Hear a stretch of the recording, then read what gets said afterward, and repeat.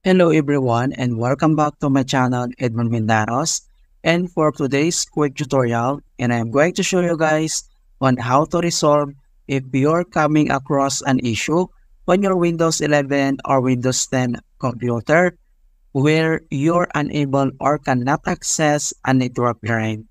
And without further ado, and let's go ahead. So all you have to do is to open up on a File Explorer. And then next step dito lang sa left side settings, and then select mo lang dito yung desk PC. So click lang natin yun.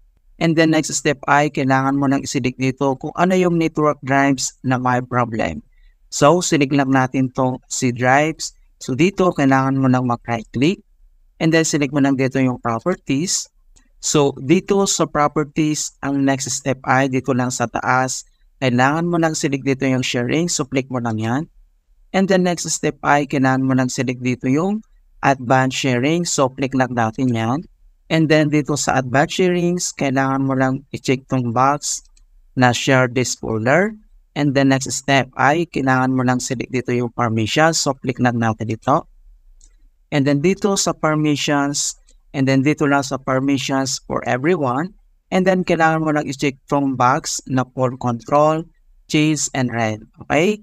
So, kapag na-check na natin yan, and then, pwede naman tayo dito mag-add. So, click mo lang itong add. And then, pwede ka nang mag-write dito ng object names. And then, pwede mo naman makita dito yung kanyang location. So, click mo lang yan. Alright? And then, next step, click mo lang itong OK. And then, click mo lang itong apply. And then, click mo lang itong OK.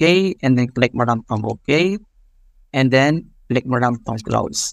Ayan. So, ganun lang po kasimple on how to fix Windows cannot access network error in Windows 11 and Windows 10. And please don't forget to like this video, subscribe to my channel for more quality content. Thank you guys and see you in my next tutorial.